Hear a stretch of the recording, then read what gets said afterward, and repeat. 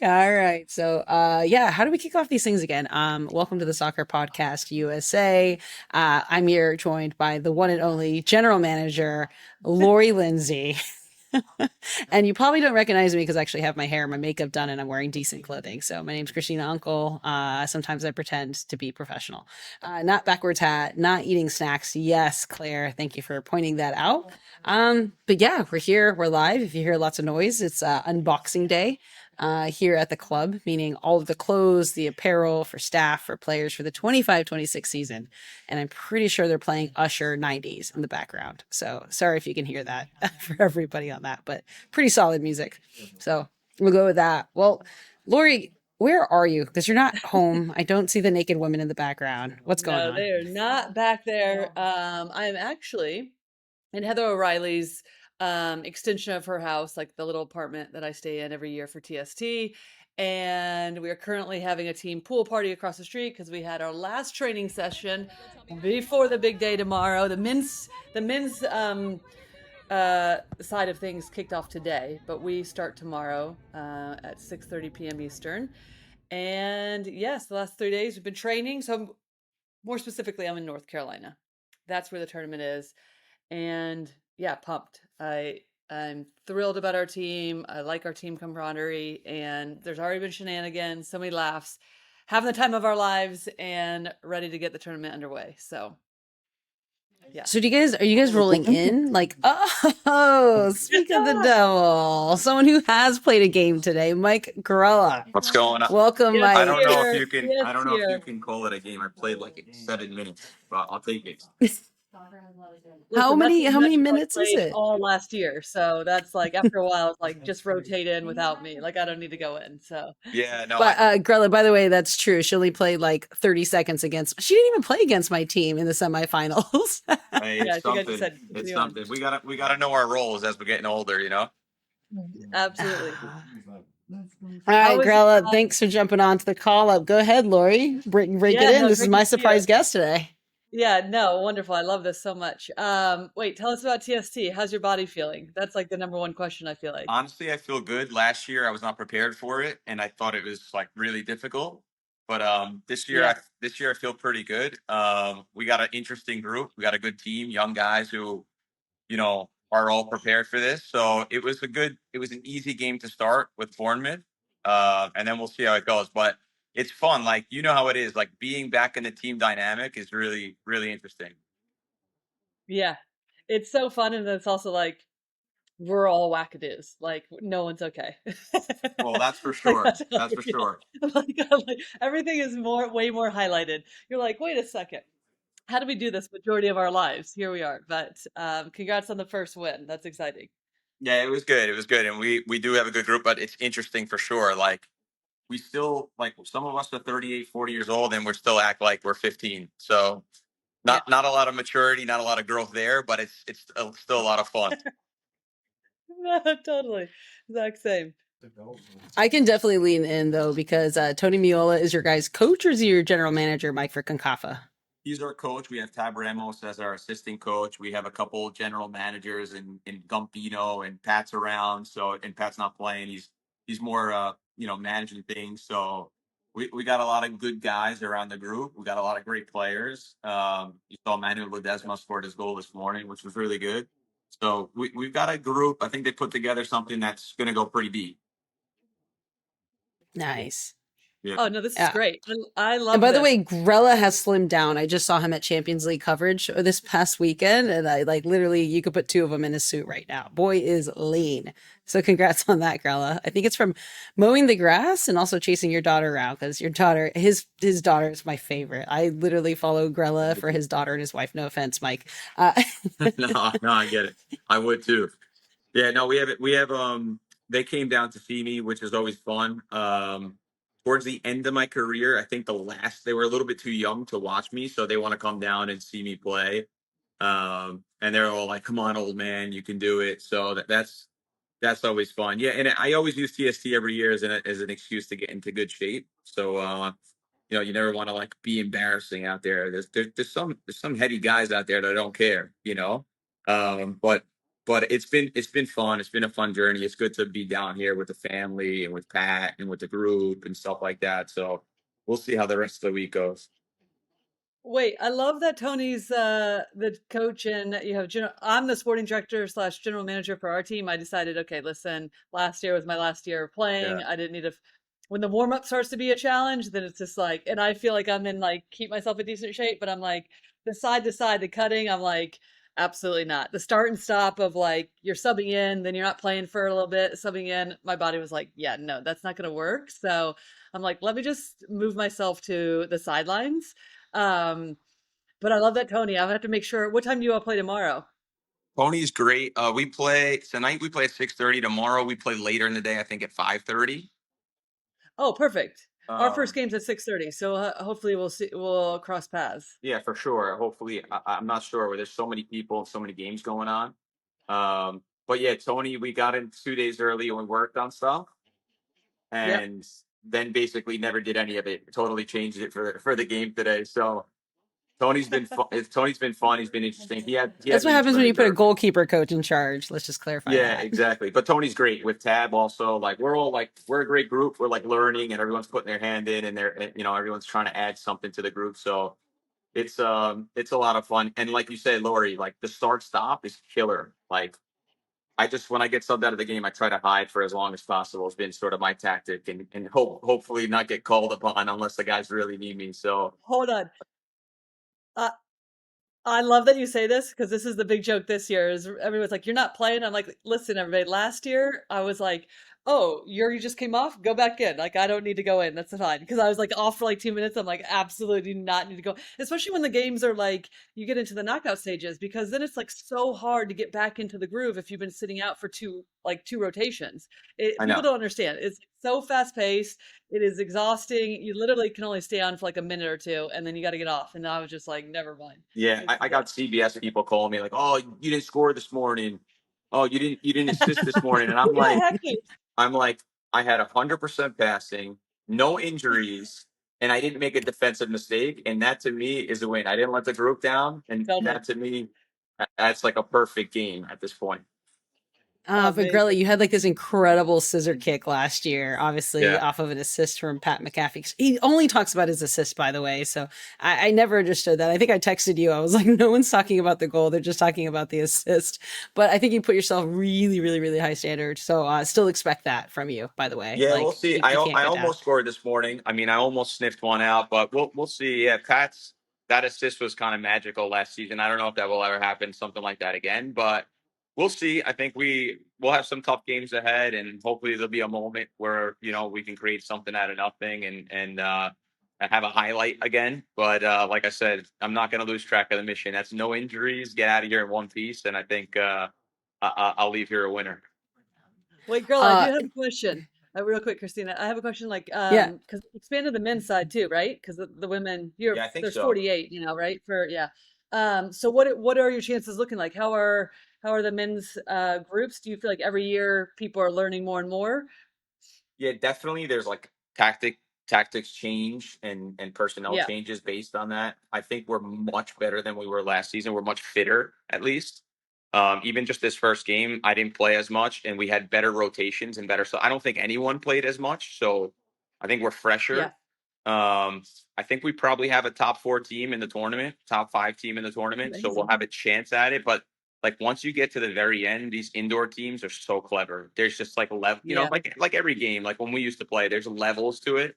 And I think Yep. that there's still a level probably that we don't really know, like tactically and set piece wise, and just like these little details that probably we're missing. But you never know. Like our group's pretty good. We got a bunch of big boys, like really powerful, big, strong guys. So we've got experience in the outdoor game, in the indoor game. Probably there's no team in the tournament that's like put together as well as us in terms of like we've pulled guys from all different parts of football world. So we'll see. We'll see how it goes. I think we'll be here late in the week, hopefully. But again, I'm here for the vibes and to be part of the group again. It's amazing. I love it. And then Grella, I know you gotta bounce here shortly, but I do want to ask you quickly, or not quickly, right? We actually get time. By the way, Grella and I cover Serie A for CBS Yeah, Sports, and he no literally doubt. gets like 5 minutes to ask a question. And then in my ear, we have like the producers being like, okay, Christine, you got like 5 seconds to respond to Grella. I'm like, No, what that's the not true. heck? Yeah, I That's like not Bella's true. way. They're I in That my is like ear Bella's so too. way. true. They're It in my is ear. so I've got like true. 20 seconds to summarize a whole game sometimes. That's fair. That's fair. He gets it as well. Except the difference is I listen to the producers and Grella just keeps taking his time He's asking like, the we're going right through question. this commercial, everybody. I don't care how we have to do it. Get the Yeah, sponsors in just later. like but like okay, so right here podcast we talk about soccer in the United States, right? Talking about the game in the United States, but we're also talking about like how Americans are talking about the game just in general. So if you can just kind of a little bit of a snapshot of how it feels like to be able to call, you know, the game that you love, calcio, Serie A here in the United States into an American audience, and how that really has kind of come about with the CBS group. Like from our perspective, or what, Yeah. or how the Americans fan Yeah, it. from your perspective. Yeah, you being here in America and being able to cover Serie A and all that stuff. Yeah, no, for me, it's a real honor. It's something that I think a lot of Italian Americans hold close to their hearts, and something they're really proud to cover. I also think that there's a lot of the American fan in general, soccer fan in general, has become more educated, and there's a culture I think that's developed and that's grown and that's become easier to connect to. So I think that's been important, and we get a lot of compliments even here at TST, but off the field as well. Like people really like what we're doing. I think we try to give the game justice. We try to be analytical over it, really professional over it, but also have a joke and make it fun for people to connect to. So and then I think the main goal, and we've done a good job, is like trying to pull just neutral fans, right? Just American fans that are just into the Premier League or just into MLS. We're trying to pull a lot of those fans because I think calcio in general and Serie A has like great story to tell and great history. So we've it's been very complimentary of what CBS Golosso's been doing and trying to do over the last 4 or 5 years, and leading into the World Cup. I think it's a really good place to digest your football and get your information. So, but honor for me, for I'm sure for you also, Christina. I know you're all over the place. You've got so many things going on. But obviously, it's a pleasure to have you with us and the job that we do. We're really proud of it. Oh, well, I've just if you have a few seconds, I have a Sure. follow-up on that because obviously Whitty is a huge friend of mine and we call a lot of MLS together, but he's covering Serie A with all of you. And I'm just curious, and so him and I will talk just a lot about the league, but I'm just curious from your standpoint, like what draws you in the most? I mean, obviously you love the league, but what do you think is draws you in, but what do you feel like is capturing some of those new fans that kind of set Serie A apart? Yeah, I think the story, right? Like we always joke around like who doesn't want to be Italian? The fashion, the style, the food, No the doubt. cities like Uh, they Rome. count me in. I'm yeah, I mean they've got some really cool things. They've got some really cool history about them, but also the game is like quite tactical.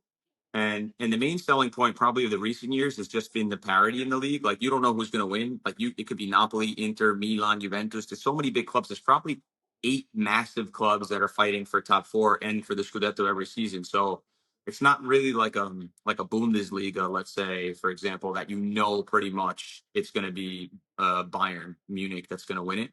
It's a league where you just don't know. Like Milan, AC Milan finished. They won 3 seasons ago. They finished ninth this season. So you get to sort of unwrap a gift every season and like figure teams out and see what they're going to do, sort of tactically, and also who they hire and the players they have to bring in. So I think that's sort of the parity in the league is something that's special. But I think the stories that you can tell outside of the league, the cities and the history and the Baggios of the world, and obviously in the Yeah. '90s, Serie A had some of the best players in the world. So they're still trying to strive to be that. I think they're probably the second best league in the world behind the Premier League now. But there's just so much attraction to it. Yeah. A fun fact here is that in the first year of TST, so this is the third year. So the first year we were the only women's team to enter, and we actually played Como 1907 Seth's team, and we actually built a relationship, and that's how Heather Riley, we had her on last week on the show.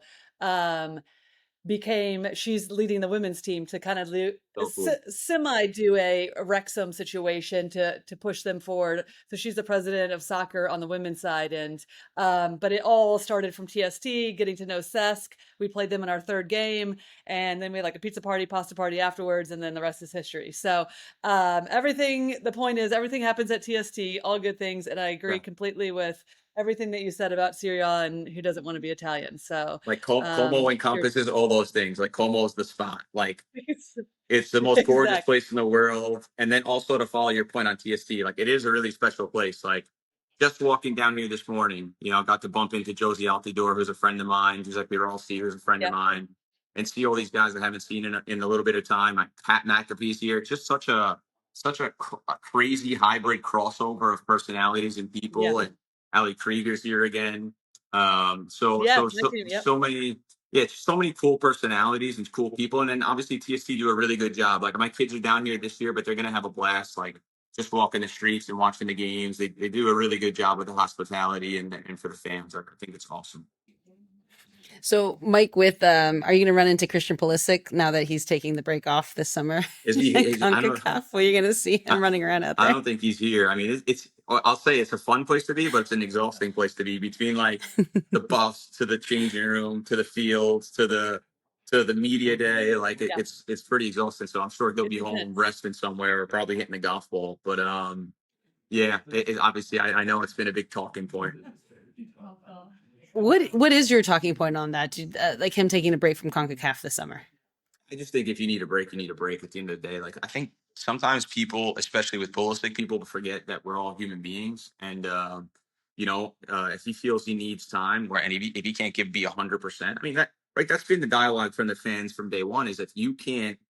First of all, if you're not playing for your club at the moment, that doesn't pertain to him. But in general, if you're not playing for your club and you can't give 100% of yourself, then we don't want that player anyway. We want the best guys that are in form at that moment and the guys that want to wear the shirt the right way. And so, if for whatever reason he doesn't feel ready on emotional level, physical level, mental level, then I think he needs his.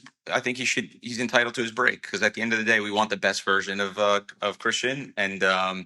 We're all human beings, right? It's difficult with the schedules now in Europe, how many games that they're playing. It's such a crazy demand, the travel and everything like that. Like I probably played in half of those games, if not even less than half of the games that Christian plays in a year. And I remember feeling just mentally exhausted, especially being away from home and stuff like that when I was in Europe. So if the man needs a break, let him have his break. That's my take. I love it. Let the man have his break. Grella, thanks for jumping on. I know you're going to need some breaks, but it's okay. Preserve yourself. Yeah, I will. Come Trust back in me. one piece. Trust me, I will. Thanks for having me. It's been a pleasure. Thanks. Yeah. Good No luck tonight. problem. Good to see you. See ya. Good luck. All right. See ya. Bye. Louis, I agree with him. So it's like we celebrate, right? So if we're talking about, like Sydney Leroux, we celebrate the fact that she has that capacity to step off and say, like, mentally she needs a break, she needs time to breathe, right? Before she kind of gets back. And we're all like, amazing, that's great. Like, congratulations. But I think Grella is like the first person to have said it more from a human level that I've heard talk about, like, if the man needs a break, he's asking for a break, mentally speaking. Like, obviously his scenario is tied in with the World Cup. But I don't know. I like that. I like that response. That was probably the most human response I've heard yet on that chatter about Pulisic and not playing in CONCACAF. Yeah, I completely agree with that. I think that, we talk so much about the game evolving and changing from like and just how much it's growing from a fan perspective and getting people interested, but then also just in general on the field. And I think we forget that sometimes then that creates so much more demand for players, the amount of games they're playing, the intensity around the expectations. And everybody's different from a human level. And, there's one thing to be said, like, I think we as like a lot of us who are here with TST and former national team players, just like how much we've grown as individuals even since retiring. And like that is much more of a common, conversation to have with current athletes. So you're just the ability to be able to say, hey, like I need to take time off and not just push through everything. I think it is a really incredible conversation to be having. And so, yeah, I really appreciate what Grella says and agree with that completely. No, and then I kind of think that leans into, right? We've seen this weekend in MLS, right? Players upset about, the FIFA Club World Cup and the distributions of monies that are going right to MLS, and then whether or not that's trickling down to the player.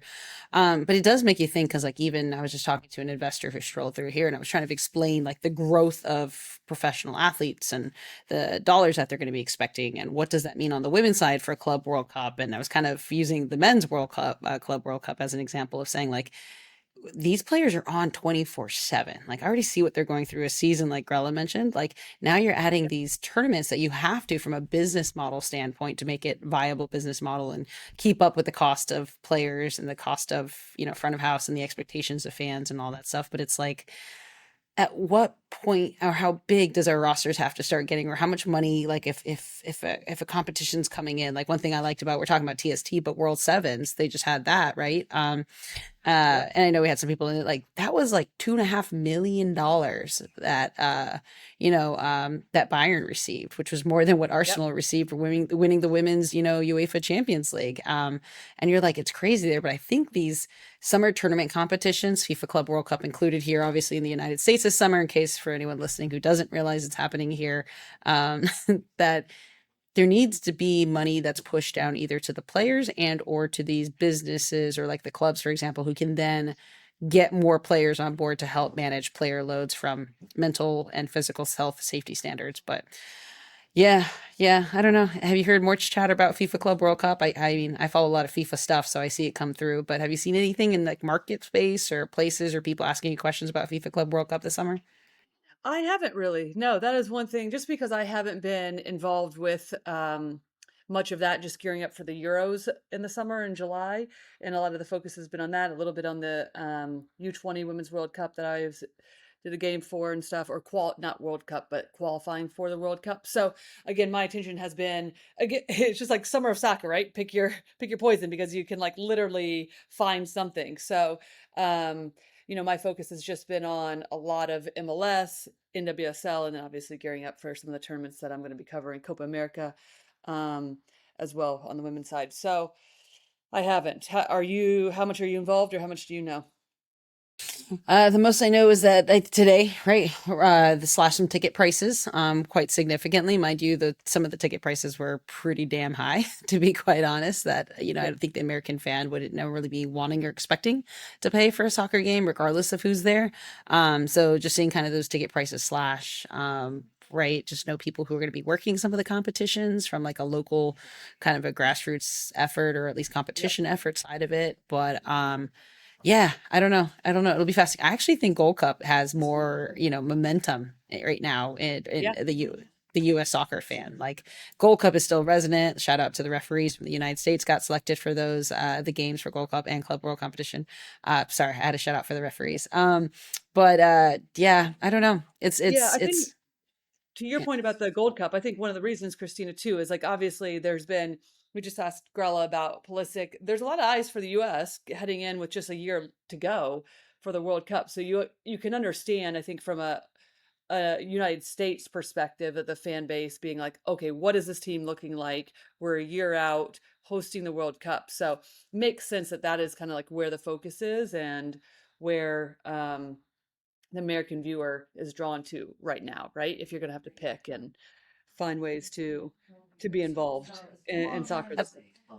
I think we're skewed just because of the work that we do, but I am curious, and it's probably like a shout out for those listening. Is like how many American fans like are so tuned into like the UEFA Champions League, right? To back to Yeah. Grella's point, like Serie A, to like are consuming the international game here in the United States, Yep. and like does that then make them enjoy MLS or NWSL or USL Super League or USL in general? Like, I don't know. I don't know. I think that's probably a good question. Is like how much of us commentating on the international game in America help push and further the American game. Because I do think about that, right? Like you come in and like you're just getting up for a World Cup, and the introduction of different leagues into it, right? If you're tracking what Grella said, like he him and the group, like Matteo and Marco and Poppy and co, like they get to talk about Serie A and bring that here into the United States. And you get to know and meet all of those players so that when we do host a World Cup here, people are going and watching these certain teams, whether it's France or right, or whether it's Germany or et cetera. And they say, hey, like I didn't realize how many players in Serie A are like from all over the place. Like I agree with him. I think it's one of the second leading on the men's side league behind Premier League. But yeah, that appetite, the appetite of the American fan. And I don't know if I could tell you that because I think we just cover these thinking everybody cares. But maybe it's because we get paid to think that everybody cares. Yeah. Or it's our job to help them become to care, right? I mean, I think that's what Grella was speaking to as well. It's like such a passion he does for the Italian game. And it's like, okay, in his mind, what makes that league so special outside of like the Italian style and the flair that they have in general, but the tactics of the game, a lot of American players or a handful of American players that we have that are big names for our national team that play in that league. So um, yeah, it's always interesting, but I do think it's like part of our job also to get the American fan to be excited about these different leagues. Speaking of flair, though, U.S. women's national team catching that. Yes, look at that energy going in. I mean, your thoughts, feedback from the two games against China and Jamaica? Yeah, I wasn't able to watch the first game. I missed that one just because of I had MLS that evening, but all of us here just watching it at Heather Riley's house. So had a good time last night. A lot of us former players excited about this current team. But listen, I mean, Emma's a good friend of both of ours, and we know the job that she's done since coming in right before the Olympics last year. And I think the theme continues, giving players opportunities, whether young players, whether it's LaBonta, 32 years old. We spoke about her last week before that Saturday game where she did get her first cap. Now the oldest player at 32 in U.S. Women's National Team history to earn their first cap. So shout out to Lo. Then came on again last night. But yeah, I think what we're seeing is just a very confident, attacking minded team under Emma Hayes. And I mean, I'm looking at the ball that Lily Johannes played last night to start that first goal. Just we've seen that a number of times from Lily, and just next level, it feels like, from such a young player.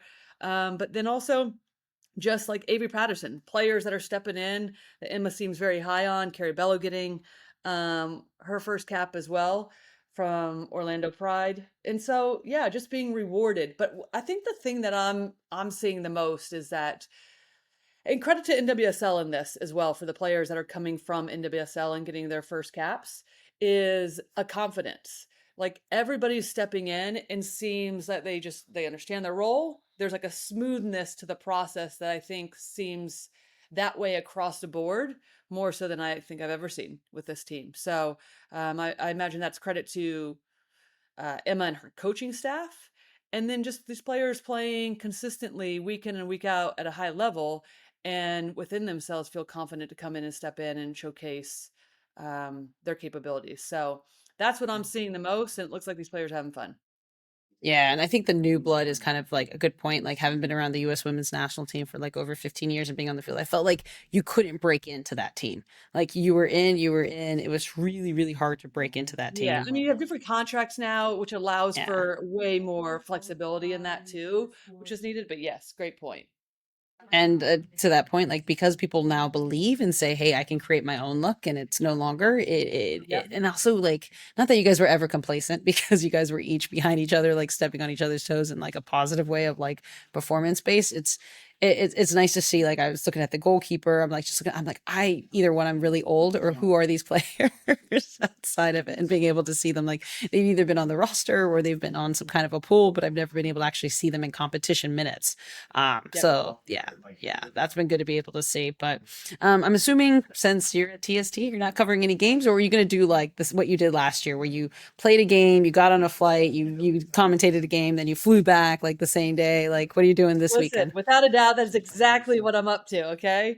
So I'm here till Friday night, and then I'm flying because I have Gotham versus Kansas City, which should be an excellent game. So I have that on Saturday. So then I'll be, hopefully, we'll be in the final. So I'll be flying back for that for the championship. But yeah, I'll have to miss a little bit. So I love it. So Leslie's going to step in while you're gone as the main Yeah, GM, right? exactly. Leslie arrives tonight, so she's bringing the vibes and her family. But yeah, Hey. she is flying in tonight and she'll help. But listen, I don't want to. I joke about me running this team, right? And I'm seeing the picture of like me and Casey Nagara slash Casey Lloyd's kids. The amount of work, like this is so important to say because I think sometimes it's skewed or people just don't have a clue. They don't have an idea, right? Because if you're not involved, then you don't have a sense of what's happening. But the amount of work that we have of people behind the scenes, yes, I'm part of the coaching staff. Yes, I'm the sporting director, but we have wonderful coaches. Heather O'Reilly's been leading, since day one. The sponsors that have stepped in. There has been so much behind the scenes work, and the joke is because we have this. We have like a WhatsApp group, but we also have like an iMessage group. And it's like, if you do not have the message on mute, then you're not even doing the most, right? And that is like, and what I mean is like, this group is on mute because there's so many messages that come in. I'm like, I cannot have that many alerts on my phone. So I'm like, I'll look at it when I can, but that is the big joke. And we just have a wonderful group, and the amount of experts and people behind the scenes putting in to like put us in the best position because we're all about having fun, but we're also like, take it seriously, right? I mean, it's a week of people's time and you're training for a long time. And we started this season preparing for this year when we won last year. No joke. I'm not even kidding. Crazy. I was gonna say I saw Jenny Chu training for this. I saw like people Yeah. were flying in a couple days early to make sure Yeah. that they were greened and ready Taking to it a lot go. more serious. Yeah, exactly. Yeah. Yeah. I know one would argue that we should make it more serious last year because there was the odds and the Well, I think there's a probability learning were a curve lot to better. that. I think there's a learning curve. That's why I asked Grella that, right? Like, I think Yeah. you realize like, oh, okay, younger players do help you. That they're fitter. They can run longer. It's just about having the right mix of players and having a little bit of understanding. So, yeah, Yeah. No, awesome. I mean, in the world of this soccer, USL Super League semifinals are going on this yeah. weekend. Yeah, Tampa Bay Sun Remind is us of in it. who's We in those are. games. Who are those in those games? Who are Oh, in those the games? what? What Yeah, teams yeah, are yeah. in? So, selfishly, we are hosting Dallas Trinity here at Tampa Bay. Which, by the way, if anybody ever wants to learn how to move 5,000 tickets in like 8 days, don't ask me. It's it's a fun adventure, that's for sure. Things I never thought I'd have to worry about. And then the other team playing up is Carolina, who won the Shield for the first year for the league, Yeah. versus Fort Lauderdale. So two Florida teams are in it, baby.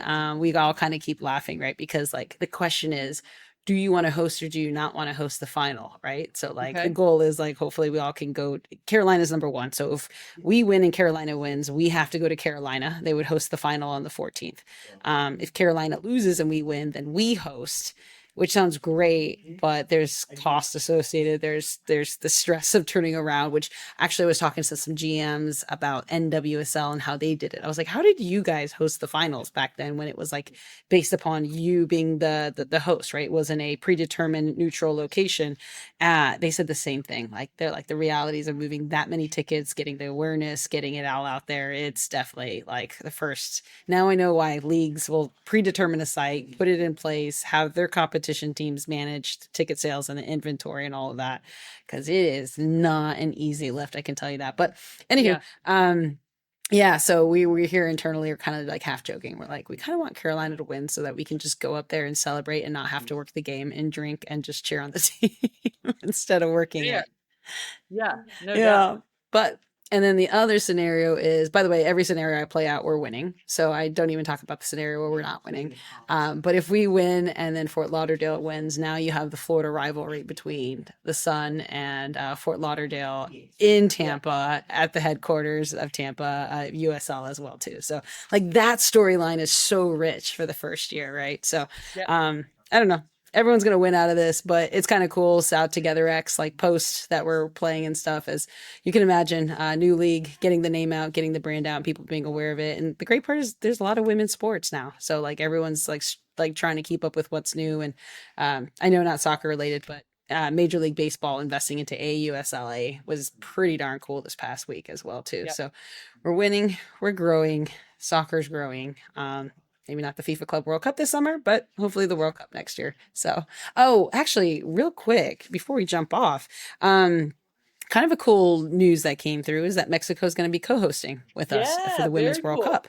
No, it's Yeah, amazing. that caught Yeah, my attention real quick. yeah.